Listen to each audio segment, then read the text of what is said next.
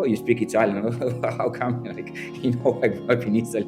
I speak 5 languages, You're so there black, was and you're Latino, so so how come? yeah, exactly, exactly. Hello, community. In today's episode, I will be speaking with Eduin Mata Castillo. Estou a pronunciar bem? Estás.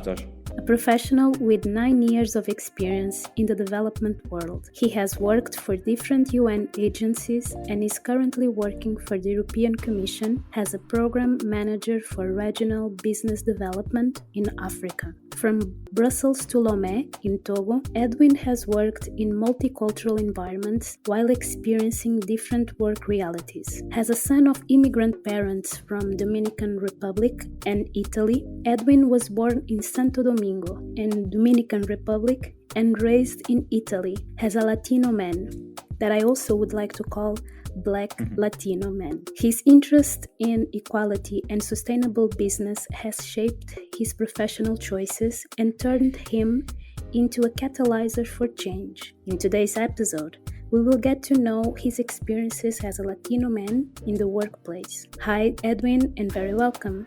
Olá, Sofia. Muito gosto de ver novamente, faz muito tempo. Muito obrigado por invitar-me no episódio de hoje. I will maybe switch to English to let the listeners to understand better what I'm saying, because maybe not everybody is Portuguese. So yes, thank you very much for inviting me today. I'm very glad and delighted to be here with you today. It's a pleasure to having you here and to actually be able to speak a bit in Portuguese with you. So thank you. Eduin, can you tell us a bit about your background and also how you describe yourself as a professional? Yes. Well, about my background, there will be a lot to say, I guess. But I'll try to be brief and concise. Yes, so I was born in the Dominican Republic by two Dominicans, but my father passed when I was only 2 years old. Then my mother got in a couple with the person I call my Italian, who is not my biological father, but he's Italian. So he's white. And until the age of 7, I was living in the Dominican Republic, but then my parents wanted me to start school in Italy. So we just moved back to Italy. And since there, then I almost basically lived in Europe with just a pause of almost 2 years working in Africa and Togo, as you rightly said before. And now I'm back in Brussels. And yes, that's it so far. But also, you, as a professional, you have accomplished a lot. And I would like to hear in your own words, as you see yourself as a professional, what type of professional you are, what would you say? I would say that I try to be as much, professional as possible, with a lot of interest, of course, because as you were saying before, I'm working in the development and cooperation, international relations / diplomacy world, if you want, since almost now 8 years, with a previous experience also in the private sector.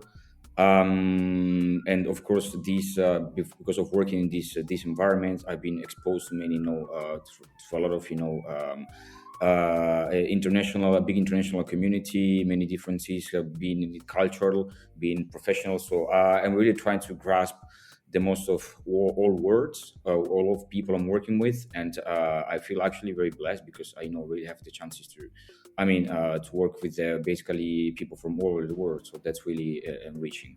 I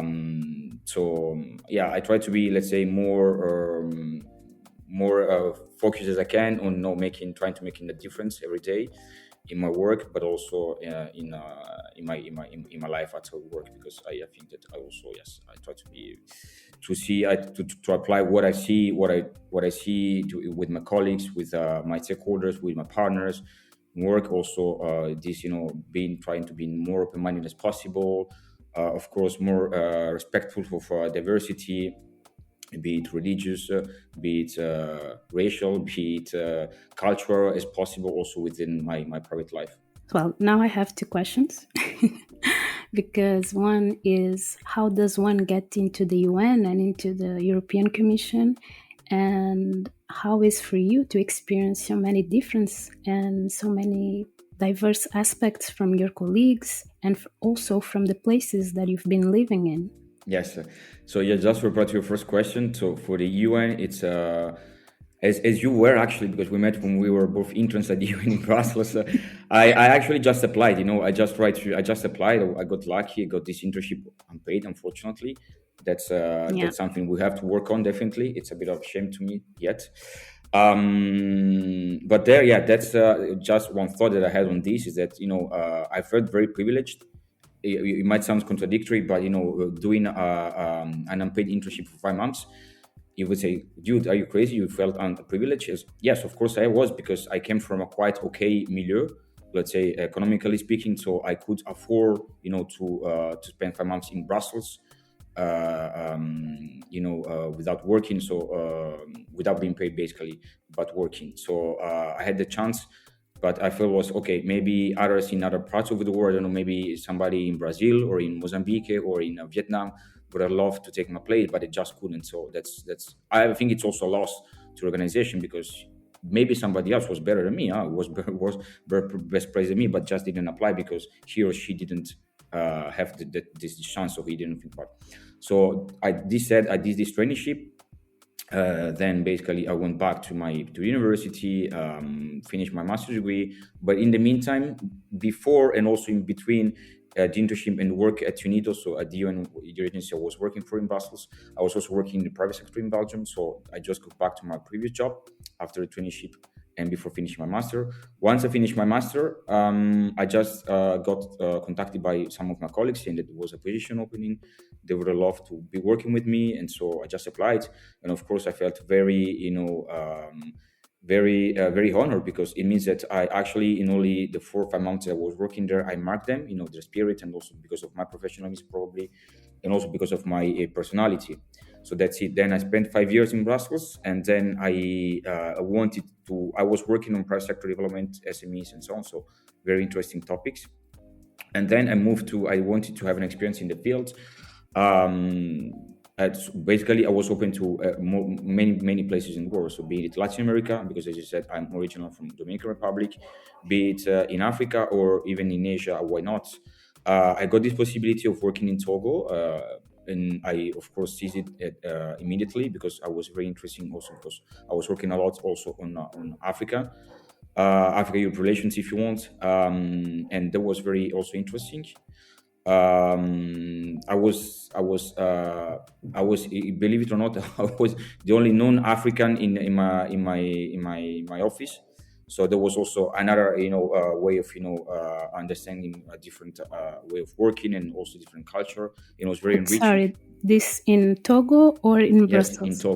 in Togo. In Brussels, you would have a lot of more mixity, I would say, even though you would have less mixity than elsewhere in the UN in other let's say offices. If you go to Geneva or New York, I think it would be much more easier to be more to find more mixity. In Brussels, it was a bit different, but still compared to Togo, was a bit more, in the sense that mixity, if we talk about race, of course. But if we talk about nationalities, then no, because also in Togo, I was the only non-African, but I would have many colleagues from Rwanda, from South Africa, and of course from Togo, which was great, because as I said before, it allowed me to have this kind of even more nurture my passion for the cultural diversity and cultural freedom. So after that, it was yes, a year and a half that I spent actually, I think, in Togo, and then I just got this possibility of working at the European Commission, and that's something that I've been trying since probably 2 or 3 years to get in, because it's very complicated. You have to pass many tests, it's quite procedural, quite lengthy. But then I just did this interview for a position to continue working on the same issues of private sector development in Africa. So just coming straight from Togo, for me, was very interesting to keep a continuum of this, and then I just accepted, basically. And that was the only reason why I came back to Brussels, actually, because otherwise I don't think so.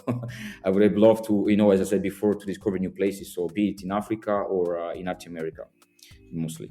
Yes, I actually like very much the environment where I've been working the last 6, 7 years. Yes, be it at the European Commission or at the United Nations, because I really felt lucky, of being surrounded by people very open-minded, which help you a lot, in understanding many things.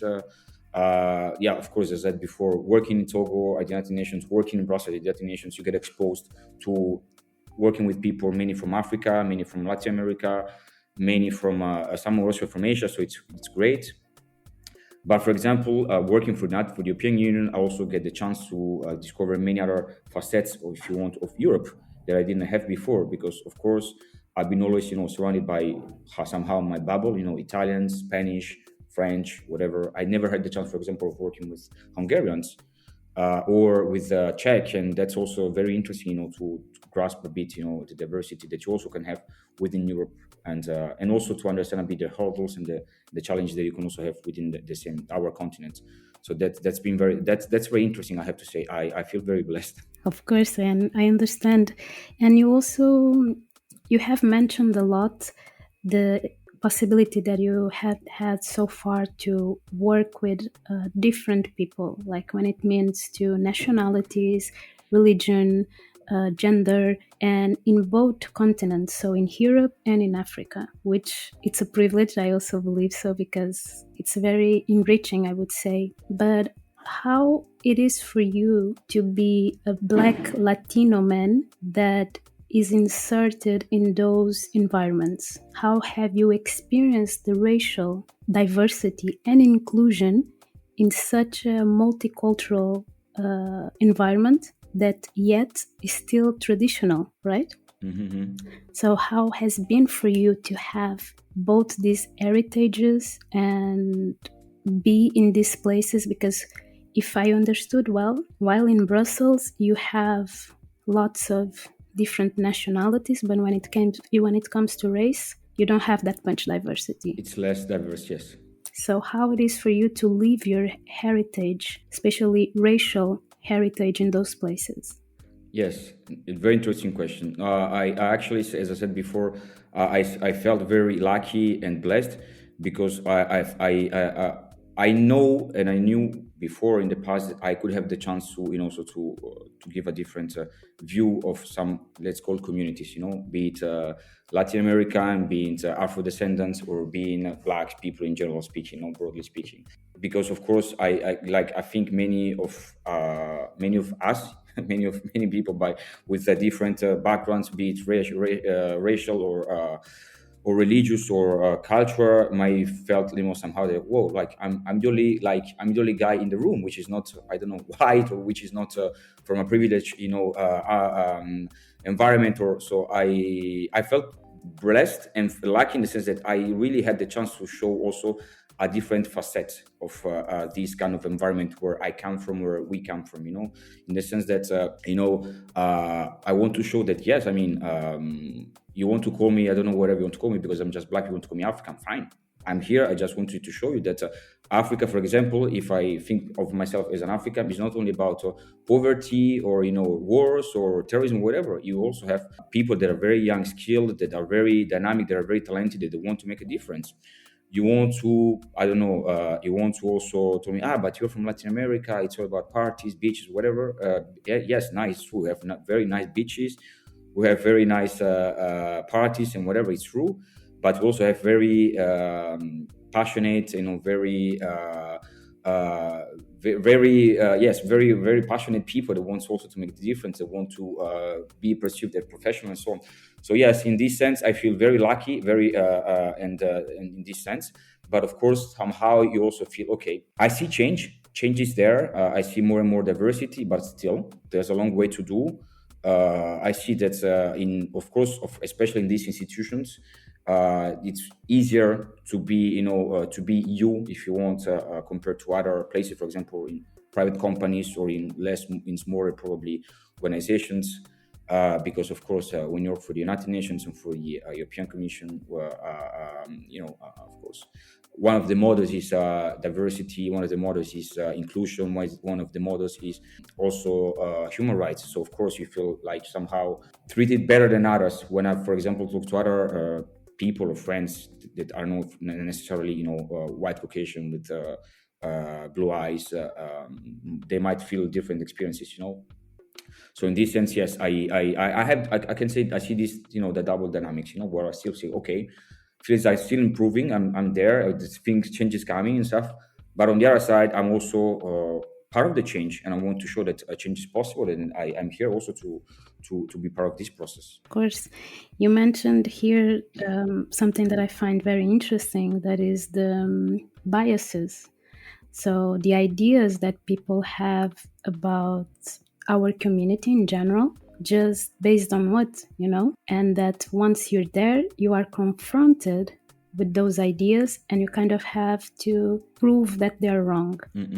Which is, as you said, an opportunity to show that our community is not what they think, or it's different from the idea that they've been cultivating all over the years, basically. But also how it is for you to be confronted with all these ideas based on what?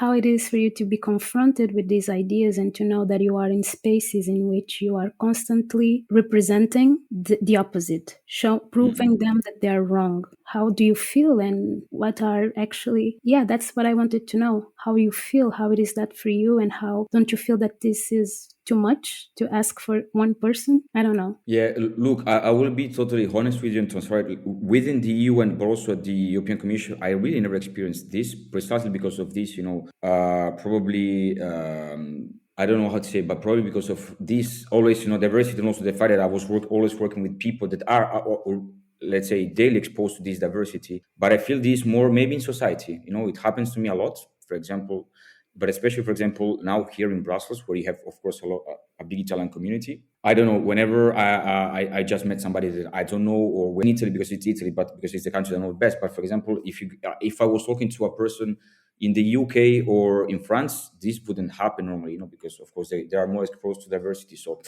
I can't recall. I now am thinking about if I have an example for you of within the UN or the Commission, but I don't.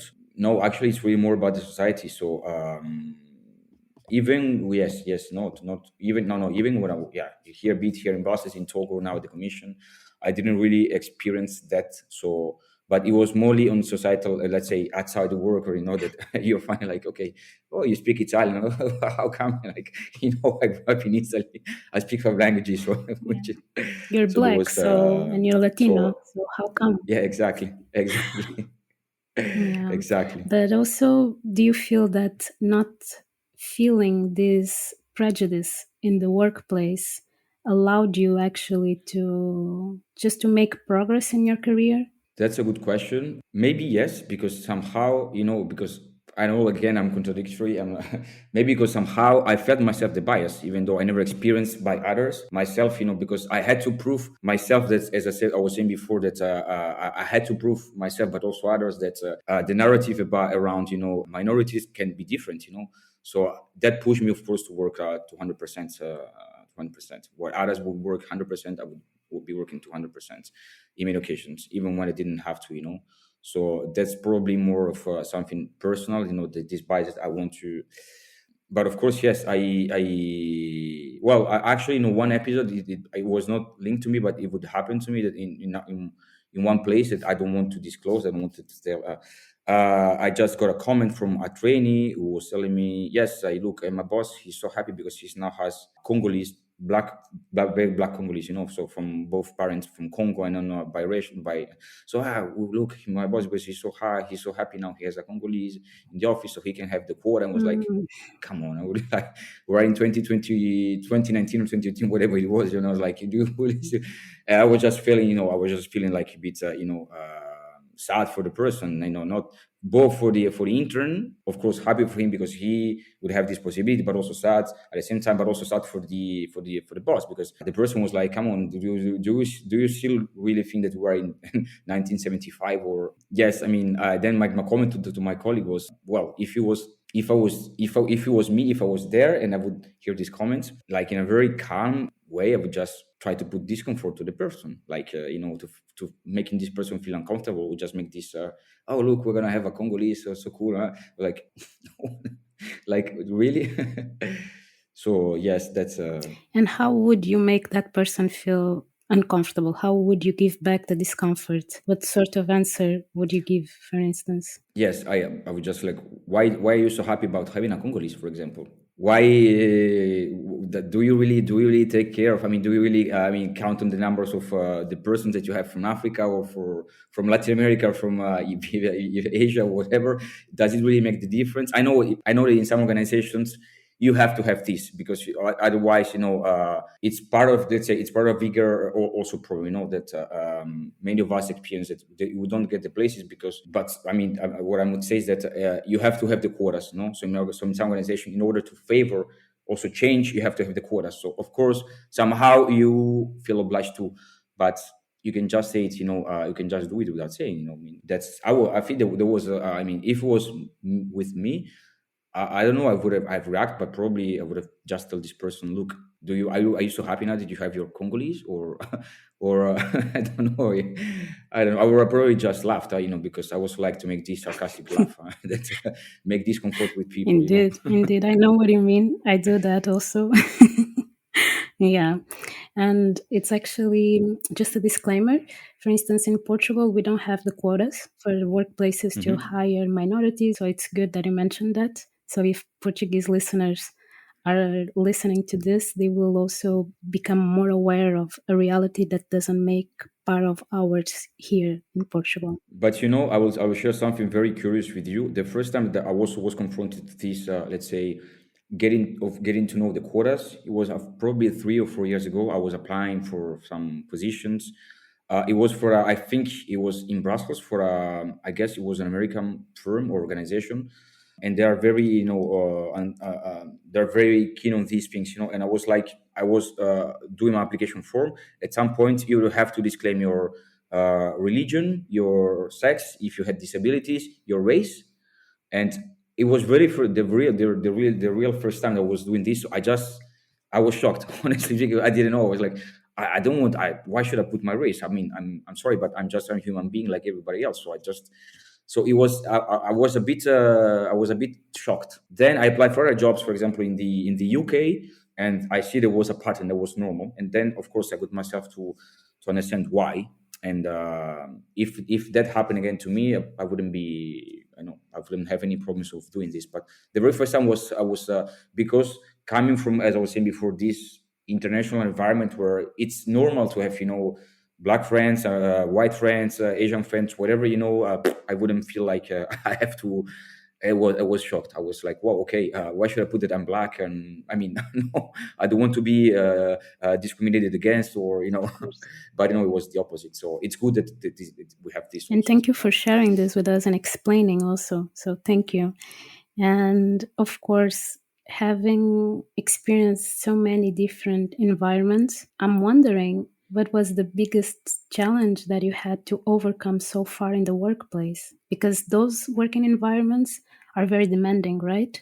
And to get into there is not easy. So I wonder, so far, what are the biggest or some of the biggest challenges for you to overcome? Well, some of the biggest challenges, it's also related to what I said before, as a point of strength of this organization. So the diversity, the cultural diversity. Of course, one challenge is that even though just because you are exposed to diversity, that others, you don't necessarily. For example, it happened to me in Togo. That of course I was working a lot here with the so-called ACP group, so African Caribbean Pacific Group of States. It's an organization where you would have where they would advocate for for the development and economic growth of this group of countries. And of course, I was also part of this in the past ACP YPN, so Young Professionals Network. So where I would advocate with my friends and peers, if you want, from this group of the realities of people from the Caribbean, from Africa, or from the Pacific. So we created somehow this kind of network. So of course that you think the people, you think the characters and so on, but you don't. I mean, unless you are until you get really to talk to these people. So, for example, in Togo, I mean, it was brutal at the beginning because I thought that just because I was working with many colleagues from other parts of maybe even Western Africa, not necessarily Africa, because of course I really don't like to generalize, but to Western Africa itself, which is very that diverse from Southern Africa, that I knew, but I didn't. I mean, when I arrived in the office, I was like, the way of working, the way of thinking, they were very different. So of course, what you do, you just have to adapt to the people. Of course, if there are things with which you don't agree, you try to make your point, but of course you have to respect also the views of the others. And this was also true when I was also working in Brussels before. So yeah, you think that diversity, but you don't. I mean, it really you have to talk to the people, understand them, put yourself in their shoes, and then you can say, okay, I'm starting to to understand a bit what really diversity is and what It's a it's about. journey, right, in which you are. Yeah, definitely, and you never stop learning. You never stop learning. Yeah, you never And stop I'm learning, glad. really. Yeah, it's a journey. I just take you, for example, one example. As I said, as you were saying in the introduction, and as I said also, I was born in the Dominican Republic. I lived there until I was 7. But then I grew up in Europe, and of course, in Europe, of course, I'm Italian. Everybody treats me Italian, but of course, for some people, as always, I think will be you can also be perceived and you're also seen as an immigrant, so not from the place. So of course, you would put yourself in the shoes of, let's say, another immigrant, and you say, oh, but this person looks, he or she is discriminated against. So you try to put yourself really in their shoes and try to be as much empathetic as possible, right? And of course, you try also to make this understand to your friends, not necessarily not to your friends, which are not necessarily from minority in this case. No, you try to make them understand the point. So what happened that I probably was 10 years ago. I was going to the Dominican Republic on holidays. I don't know if you know, but the Dominican Republic, it's an island, is in an island called Hispaniola, divided in between Dominican Republic and Haiti.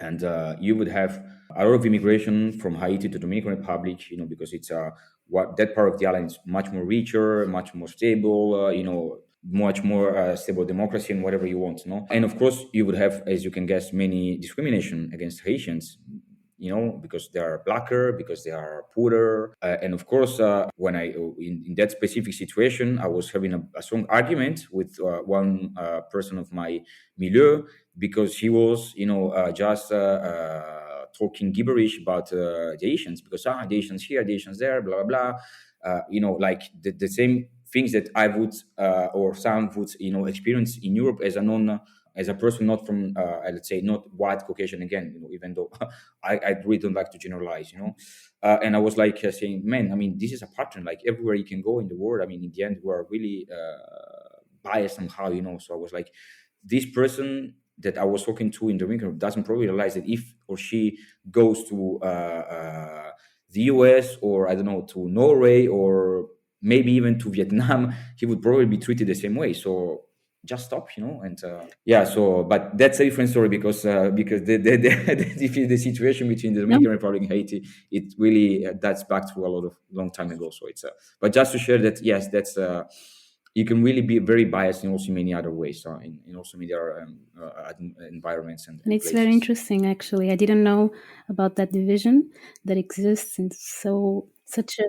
proximity, right, in terms of geography. Yeah, it's it's really like the border. I don't know, now in Belgium. If I think about the border between Belgium and France, it's the same. Like literally, you can cross. Not from my the city I was born, because Santo Domingo is quite quite on the west of the sorry, on the east of the central east, but the border would be more on the west, of course, of the island, of my part of the island. And there, of course, you have, I don't know, for example, a city called the Habon, which is in the literally on the border, if you want. So from there you can go to Haiti, or the way back by walking, basically. So yeah, it's really, yeah, Yeah, it's it's crazy to think about that, and also how colorism is still a thing, because as you said before, just because people from IT are darker when it comes to skin tone, mm-hmm. it means that this also is an opening for some type of discrimination against them. There's also, if we think, it's one of the heritages of colonialism, if we see. Hello, community. How are you finding this episode so far? Did you know that Color at Work is available on all podcast platforms? It's also on Instagram, and recently we were challenged to be on TikTok. So you can follow us from your favorite podcast platform and find us on Instagram and TikTok through Color at Work podcast. I can't wait to hear your comments and your feedback, and in this way, build a space for us. Hope to find you there.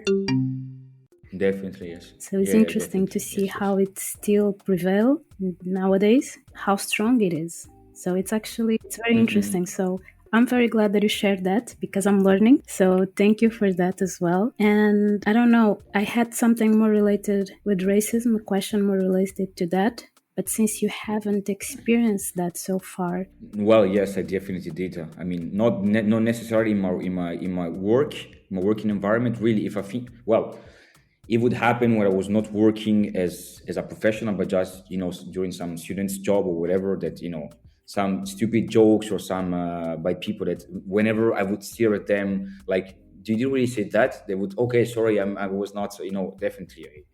I did have like I guess that immediately the day you're not from one majority, you know that this is something that will eventually happen in your life.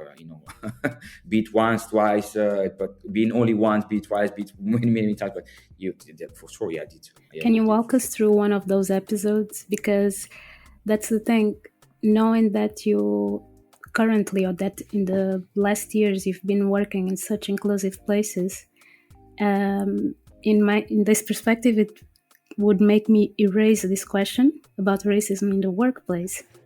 But now you tell me that not only you, someone that is working in institutions that are so well known and have such a great reputation, you're someone that actually experienced summer jobs while studying, while a teenager, which I think it's also very interesting. And also, while working in these summer jobs, you also had, unfortunately, experienced racism in the workplace. So I think that it's an interesting part of your life, of your journey, because it also shows that you are someone that always had worked hard, always has, trying to just like to overcome economical issues, but that nowadays, and I actually didn't ask how old are you. We do know each other, but I don't know your age. Yeah, no worries. I am So yeah, 33. you are young, still such. Thank you. Well, I'm just saying that because I'm about to get 32, so I don't want to look bad. Okay, yes. So no, so we are young, yes. I think that according to the United Nations, we can be considered young until we're 35. So we are still there. So young. Yes, exactly. So still, but you are young and yet you are in those work environments, in those institutions, I would say, which is something that I believe and I find very, very interesting. But still, there is also another part of someone that has worked or has started to work very early while studying. Yes, of course. Yeah, so if you could walk us through this time and also these experiences with racism in those workplaces, I think it would be interesting. Yes, of course. Again, there were not many episodes, but of course, you would have, I mean, not very strong episodes, but you would have, as I said, in this particular occasion, this dude, making stupid jokes about, but you're, for this, because he was asking probably something like, where are you from? I said, I'm from here, from Como. But really, I thought that you were from Babuina or like Babuans, yeah.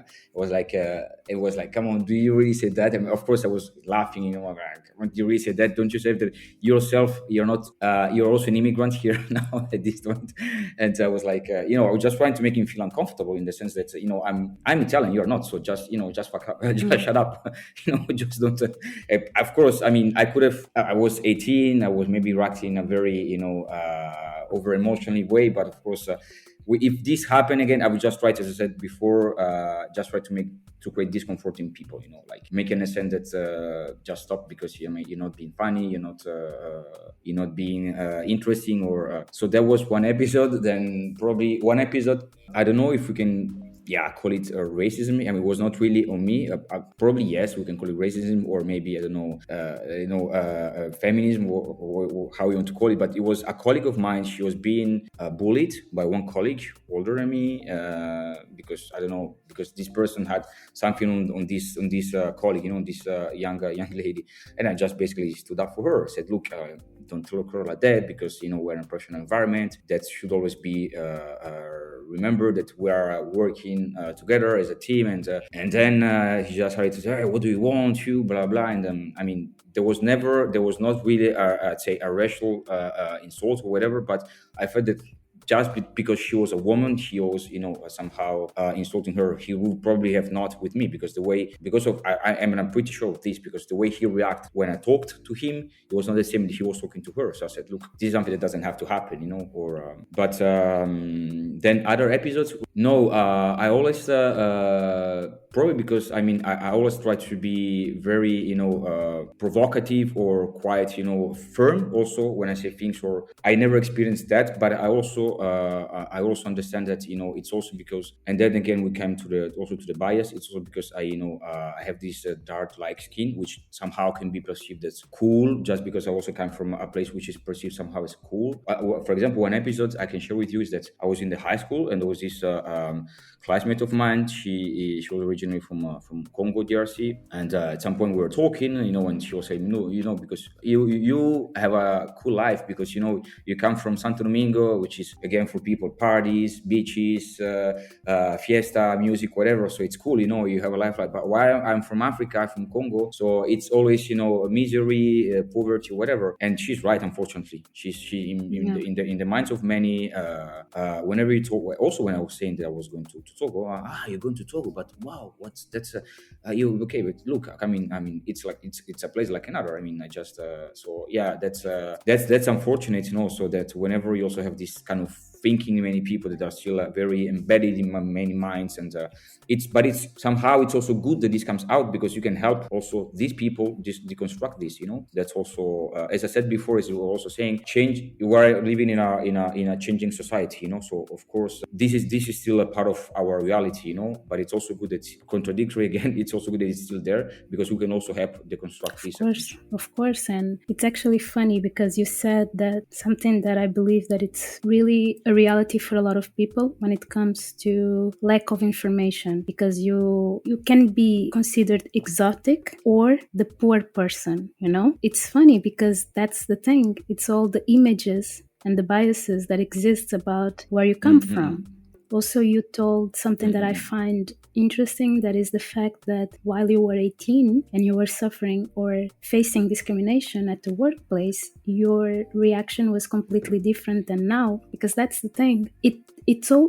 I believe that it will always be something very emotional. However, we kind of learn, or we kind of armor ourselves in order to deal with that, but it's something that whether we are starting to facing it or we are already used to and armored in order to react or how to respond, still is something that will always be emotional, because it kind of hurts us, so it's easy. It's nice to see that, also to see that you were also confronted with other types of topics, such as light skin, dark skin, coming from an island that it actually has a nice perception into the white gaze, what is the white gaze basically, and someone that comes from a country that is related to war and poverty, all of these intersections that exists when we talk about privilege within our community. And I find very interesting to have this perspective coming from you,